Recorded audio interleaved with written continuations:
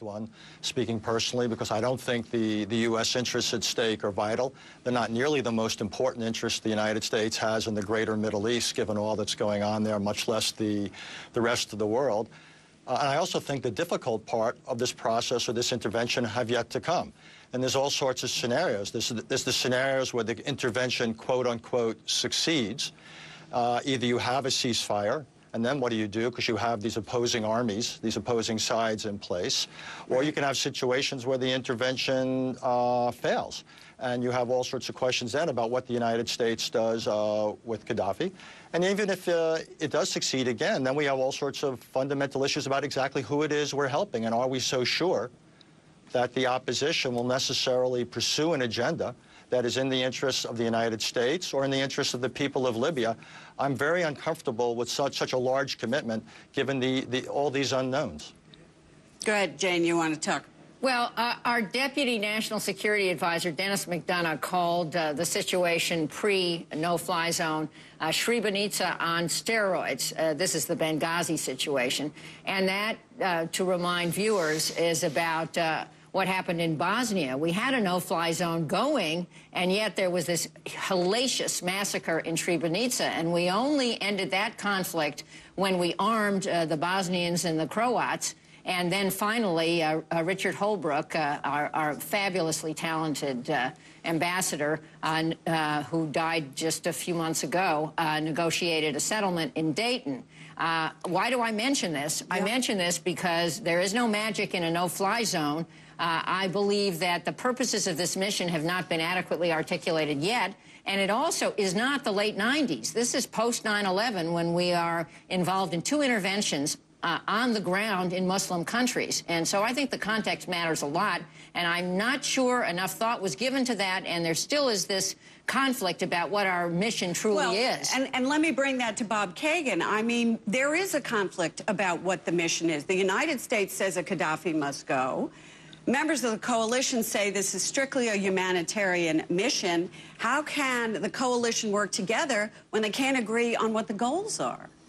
Well, the United States is not the only government that has said that Gaddafi must go, and I think the way things are being finessed right now with NATO in charge of the military operation overall, but it's clear that the United States, the United Kingdom, and France are free to do what they think is necessary. I think it's clear that first of all, it's not just a no-fly zone.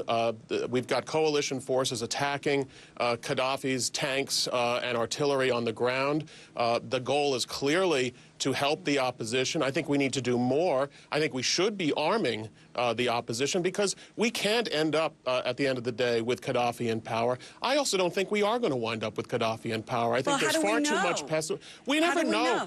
You know, Gloria, we start wars, whether it's World War I, World War II, the Civil War. We don't know. We don't know everything. And this demand that we have to know how something ends before we take any action whatsoever, that would be truly debilitating. We would never do anything if we did that. I think there's a reasonable assumption that Gaddafi's forces are ultimately going to break from him if it looks like their lives are on the line. I think we have to have a little patience. This thing's been going on for 5 days, and people are running around and screaming as if we've already failed. I think a little patience is necessary, and this is an important interest of ours, by the way. What's happening in the Middle East is connected to what's going on in Libya. If we stand by and let a dictator in the region like Gaddafi slaughter his people, that's a terrible setback and not in America's interests. Well, Richard Haas calls this a war of choice. Obviously, you don't think so. No, of course it's a war of choice. 99% of all the wars that the United States has ever fought have been wars of choice. I can barely think of a war that we fought, maybe World War II,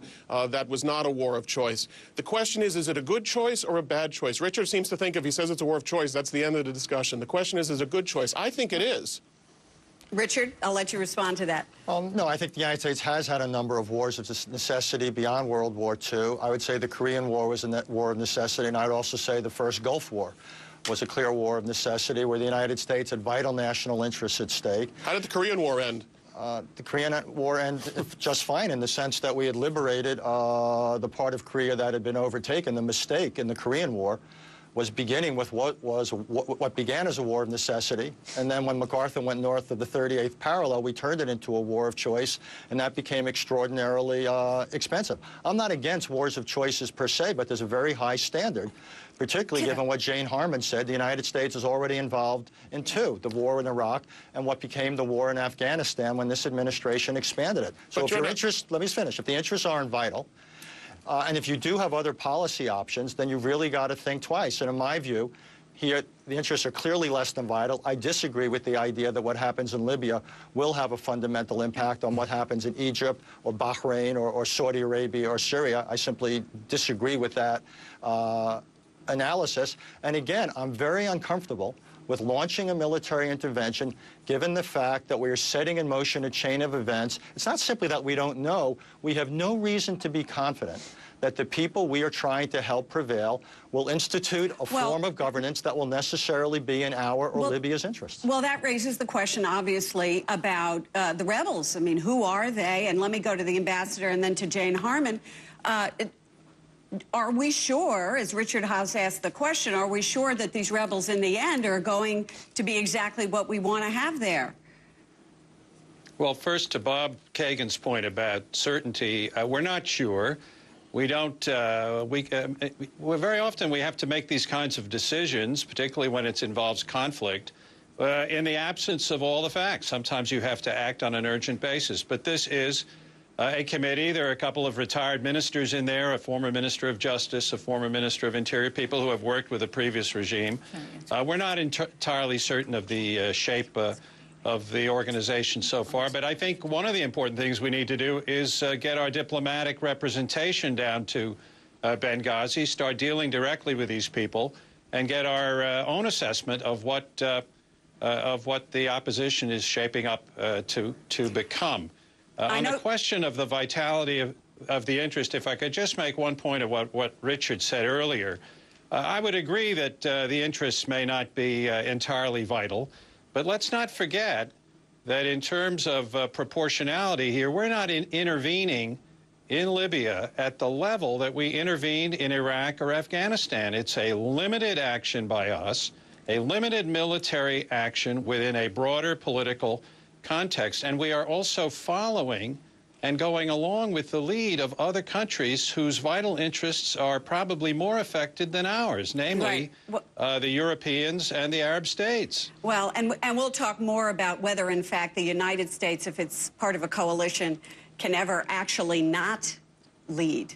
People mostly assume we are leading, but I know Jane Harman wants to get in. We're going to get back to her after the break, so I ask you all to stay with us. There's so much more to talk about. And I'd also want to mention that if you're here looking for Fareed's take on the events in Libya, we have your fill for you. Make sure you go out and pick up the latest issue of Time magazine. It's on the newsstands right now.